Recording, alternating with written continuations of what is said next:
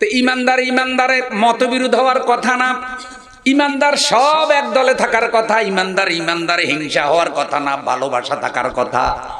কিন্তু বুকে হাত দিয়া বলেন আজকে ভাই সেই ভালোবাসাটা নাই, চাচা যেটাই সেই ভালোবাসা নাই, হুজুরে ও হিংসা আছে না নাই? কথা কইলে মানুষ মজা পায়, আরো বেশি ওই যে ভাই বলে ফেলছে আরো বেশি। ও আমার বন্ধু, এইসব কারণে বরকত হয় না, হিংসার ঘরে বরকত। এত আলেম এই দেশে, এত মাদ্রাসা এই দেশে, আলেমদের সংখ্যা কম নয়, কিন্তু আলেমদের ঐক্যবদ্ধ কোনো প্ল্যাটফর্ম এই দেশে নাই।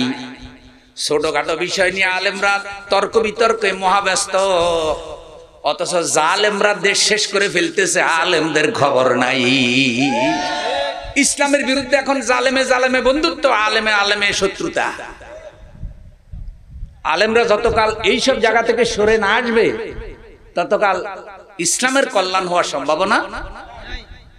আশ্চর্য হয়ে যাবেন, এইসব বিষয় নিয়ে এত মারাত্মক মতবিরোধী লিপ্ত হয়েছে, এটা হাসাদ হিংসায় পরিণত হয়েছে।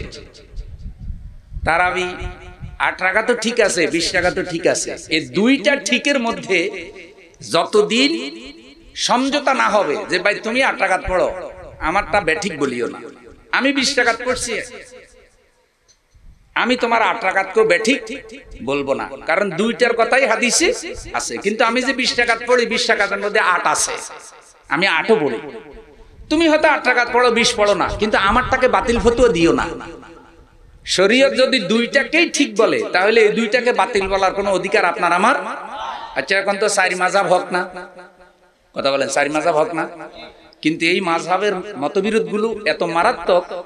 ধরেন এক মাযহাবের ইমাম বলতেছে এক বৈঠকে 3 তালাক দিলে বউ তালাক হয়ে যায়, আরেক মাযহাবের ইমাম বলতেছে এক বৈঠকে 3 তালাক দিলে 1 তালাক হয়। তাইলে একজনের দৃষ্টিতে বিয়ে নাই, আরেকজনের দৃষ্টিতে বিয়ে আছে। একজনের দৃষ্টিতে সন্তান বৈধ, আরেকজনের দৃষ্টিতে অবৈধ। একজনের দৃষ্টিতে ব্যভিচার, আরেকজনের দৃষ্টিতে হালাল।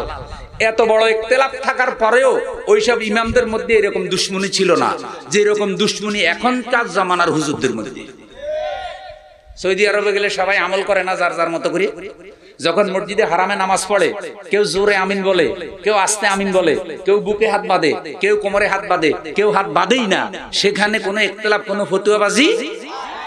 ইসলামটাকে শুধু আমাদের বাংলাদেশেই আছে না সারা দুনিয়া আছে?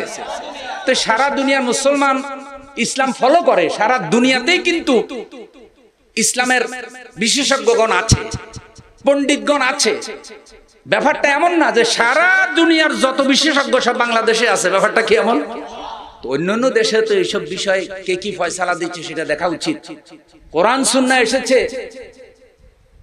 মক্কা মদিনা থেকে, সেই সব দেশেও তো এইসব ব্যাপারে যে উদারতা আছে সেগুলি দেখা উচিত। যেগুলো শিরিক, যেগুলো বেদাত, যেগুলো ইসলামের নামে নতুন সৃষ্টি, সেগুলাকে কখনো বৈধ বলা যাবে না, কারণ সেগুলা জাল।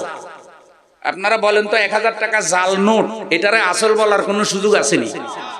তো যেটা নষ্ট, যেটা ইসলামে অনুমোদন নাই সেটা নাই, কিন্তু যেটা হাদিস দিয়ে সাবেত আছে, ওলামা একরামগণ আমল করে, এক একজন এক একটা করে, যেটা আলেমরা প্রতিষ্ঠিত রেখেছে সেইটাকে নষ্ট বলার, একটা আরেকটাকে উৎখাত করার কোনো সুযোগ নেই। এটা করতে গেলেই দুই পক্ষে গন্ডগোল। আচ্ছা ভাই, এক ভাই যদি আরেক ভাইকে তার অধিকার থেকে বঞ্চিত করে, ভাই ভাই মারামারি লাগে না? এক ভাই কিন্তু আরেক ভাইকে আপন ভাই, তারপরে অধিকারের ব্যাপারে ছাড়ে না। তো তাহলে যে যে আমল করতেছে সহি মাসালার ভিত্তিতে, সে তার অধিকারটা ছাড়বে না। আর আমাদের উচিত যদি বন্ধুত্ব বজায় রাখতে হয়, ভালোবাসা বজায় রাখতে হয়, তাহলে যেই পয়েন্টে কথা বললে শত্রুতা বাড়বে সেই পয়েন্টে আমরা কথা এড়িয়ে যাব। আল্লাহ আমাদেরকে বুঝার তৌফিক দাও। বৃহত্তর স্বার্থে এড়িয়ে যাব।